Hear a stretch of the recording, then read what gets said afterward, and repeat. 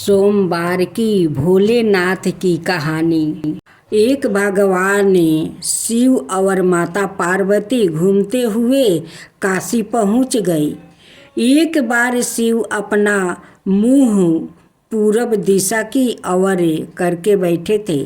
उसी समय पार्वती ने पीछे से आकर अपने हाथों से भगवान शिव की आँखों को बंद कर दिया। ऐसा करने पर उस पल के लिए पूरे संसार में अंधकार छा गया। जैसे ही माता पार्वती के हाथों का स्पर्श भगवान शिव के शरीर पर हुआ, वैसे ही भगवान शिव के सिर से पसीने की बूंदें गिरने लगी। उन पसीने की बूंदों से एक बालक प्रकट हुआ। उस बालक का मुंह बहुत बड़ा था और भयंकर था। उस बालक को देखकर माता पार्वती ने भगवान शिव से उसकी उत्पन्न के बारे में पूछी। भगवान शिव ने पसीने से उत्पन्न होने के कारण उसे अपना पुत्र बताया। अंधकार में उत्पन्न होने की वजह से वो लड़का अंधा था, इसलिए उसका नाम अंधकार रखा गया। कुछ समय बाद दैत्य हिरण्यक्ष के पुत्र प्राप्ति का वर मांगने पर भगवान शिव ने अंधक को उसे पुत्र रूप में प्रदान कर दिया। भगवान शिव ने ली पार्वती की परीक्षा। शिव पुराण में दिए गए एक प्रसंग के अनुसार पार्वती भगवान शिव को पति रूप में पाना चाहती थी, जिसके लिए पार्वती कई वर्षों तक कठोर तपस्या कर रही थी।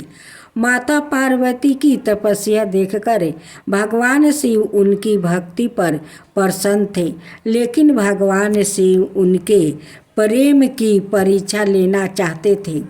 परीक्षा लेने के लिए भगवान शिव एक ब्राह्मण का रूप धारण करके माता पार्वती के आश्रम में गया, जहाँ देवी पार्वती तपस्या कर रही थी।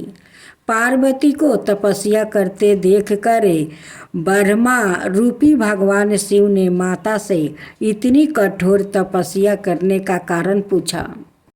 ब्राह्मण के ऐसा पूछने पर पार्वती ने उन्हें बताया कि वो भगवान शिव को अपने पति रूप में पाना चाहती है। उन्हीं को पाने के लिए वो तपस्या कर रही है। माता पार्वती के ऐसा कहने पर ब्राह्मण रूपी शिव माता पार्वती के सामने भगवान शिव की निंदा करने लगे। ब्राह्मण के मुंह से भगवान शिव की निंदा सुनने पर माता पार्वती ने ब्राह्मण की बातों का विरोध किया। भगवान शिव के गुणों का वर्णन किया। माता पार्वती के ऐसा करने पर भगवान शिव उन पर बहुत प्रसन्न हुआ और माता पार्वती को अपने शिव रूप को दर्शन दिया। साथ ही देवी पार्वती को ही अपनी पत्नी बनाने का वरदान भी दिया। शिव पुराण की एक कथा और है। महाभारत के पांडवा घनघोर वन में अपना वनवास बिता रहे थे। वही उनकी मुलाकात महर्षि वेदव्यास से हुई। महर्षि वेदव्यास ने अर्जुन को भगवान शिव की तपस्या करके उनसे पशुपस्त्र और दिव्य शस्त्र लेने को कहा। महर्षि के आदेश पर अर्जुन घने जंगल में भगवान शिव की कड़ी तपस्या करने लगा। अर्जुन की तपस्या की परीक्षा लेने के लिए भगवान शिव ने एक भील का रूप धारण कर लिया। भील रूपी शिव ने अर्जुन के परिक्रमा का बहुत अपमान किया।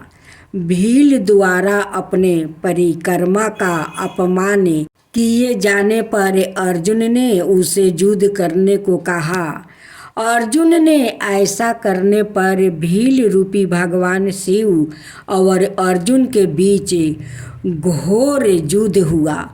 युद्ध में भील ने अर्जुन को हरा दिया और उसका धनुष भी छीन लिया गया। भील के वार से अर्जुन बेहोश होकर धरती पर गिर पड़ा। होश आने पर वो फिर से भगवान शिव की तपस्या करने लगा। अर्जुन की तपस्या की परीक्षा लेने के लिए भगवान शिव ने एक भील का रूप धारण कर लिया। भील रूपी शिव ने अर्जुन के पराक्रम का बहुत अपमान किया। भील द्वारा अपने पराक्रम का अपमान किए जाने पर अर्जुन ने उसे युद्ध करने को कहा। अर्जुन ने ऐसा करने पर भील रूपी भगवान शिव और अर्जुन के बीच घोर युद्ध हुआ। युद्ध में भील ने अर्जुन को हरा दिया और उसका धनुष भी छीन लिया गया। भील के वार से अर्जुन बेहोश होकर धरती पर गिर पड़ा। होश आने पर वो फिर से भगवान शिव की तपस्या करने लगा। अर्जुन की भक्ति और लगन से खुश होकर भगवान शिव ने उसे अपने शिव रूप के दर्शन दिया। साथ ही वरदान स्वरूप भगवान शिव ने अर्जुन को पशुपस्त्र और कई दिव्य शस्त्र की शिक्षा भी दी। जय शिवा ओमकारा प्रभु हरे शिवा ओमकारा ब्रह्मा विष्णु सदा शिव अर्धंगिनी धारा। ओम जय शिवा ओमकारा एकानन चतुरानन पंचानन राजे शिव पंचानन राजे हंसासन गरुड़ासन विषवाहन साजे। ओम जय शिवा ओमकारा दो भुज चार चतुर भुज दस भुज अति सोहे तीनों रूप निरखता त्रिभुवन जन मोहे। ओम जय शिवा ओमकारा अक्षर माला बने माला मंगी माला तारी चंदन मृग मद सोहे बोले सुभिकारी। ओम जय शिवा ओमकारा श्वेतांबर पीतांबर गंबर अंगे सनकादिक बरे मादिकी भूतादिकी संगे। ओम जय शिवा ओमकारा करके मध्यम कमंडल चक्र त्रिशूल धरता जग करता जग भरता जग पालन करता। ओम जय शिवा ओमकारा ब्रह्मा विष्णु सदा शिव जानते अविवेका प्राण बचर के मध्यम याहे तीनों एका। ओम जय शिवा ओमकारा तिरगुण शिव जी के आरती जो कोई नर गावे शिवा जो कोई नर गावे। कहत शिवानंद स्वामी मन भजत शिवानंद स्वामी मन वांछित फल पावे। ओम जय शिवा ओमकारा जय शिवा ओमकारा।